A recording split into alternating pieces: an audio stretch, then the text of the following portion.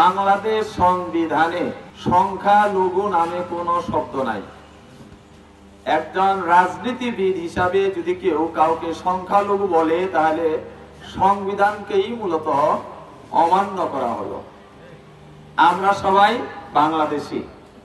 এই দেশে শুধু মুসলিম নয়, শুধু হিন্দু নয়, বৌদ্ধ, খ্রিস্টান সহ অসংখ্য ধর্মের লোক এই দেশে বসবাস করি আমরা। কথা ঠিক না বেঠিক?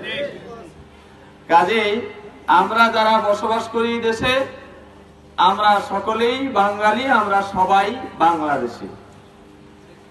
আমি আজকের এই মত বিনিময় অনুষ্ঠানে সনাতন ধর্মী ভাই এবং বোনদের দৃষ্টি আকর্ষণ করে বলতে চাই, দুই দিক দিয়ে আমাদের সম্পর্ক আছে।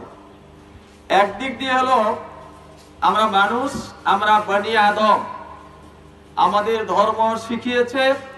আমি জানি না আপনাদের ধর্মে কি আছে, সকল মানুষ কিন্তু এক আদম ও হাওয়া থেকে সৃষ্টি।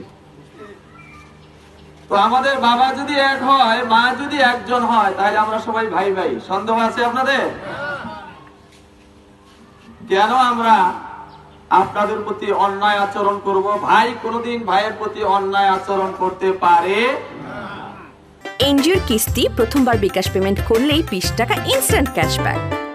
যদি এই পতিত স্বৈরাচারের পতন না হতো, তাহলে এই মত বিনিময় সভায় এতক্ষণ কতটি পুলিশের গাড়ি এসে এটা ঘেরাও করতো তার ইচ্ছা ছিল না। কথা ঠিক না?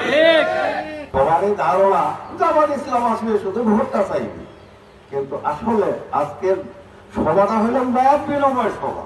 এখানে ভোট চাওয়া দেওয়া কিছুই নেই। ওইটা আমাদের একটা দেশি ভাষায় প্রচলন আছে যে ভোট হচ্ছে ভোট চাইবে। ভোট আসলে চাওয়া পাওয়া দেওয়া ওটা হলো ব্যক্তিগত ব্যাপার। হিন্দুরা সংখ্যালঘু না, হিন্দুরা এ বাংলাদেশের নাগরিক, বাংলাদেশের জন্মস্থান। সংখ্যালঘু একটা মৌখিক কথা, সংখ্যায় আমরা কম, ঠিক আছে, সংখ্যালঘু হইলাম।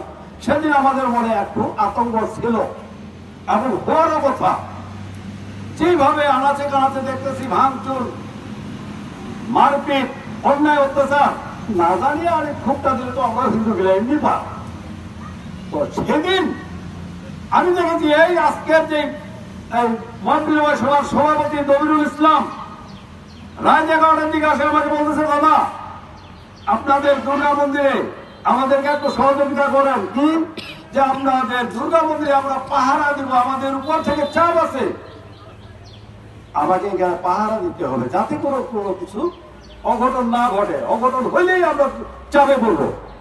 আমি বললাম যে জমিন এত বড় কথা, আমাদের জন্য যদি কোমর পানিতে নামেন, আমরা সাঁতার দিব, চলেন। তৎক্ষণাৎ আমি চলে গেলাম, দুই একটা হিন্দুকে ডাকে নিয়ে সারা রাত ওখানে পাহারা দিলাম মন্দির। কে কি কত দিছে দেখ। এই জামাত ইসলাম পার লোককে 50,000 টাকা দিয়েছে সবার আগে। তো যদি জামাত ইসলাম এতই খারাপ হইতো, তাহলে আমাদের হিন্দু সম্প্রদায়ের জন্য এত কিছু কেন করবে?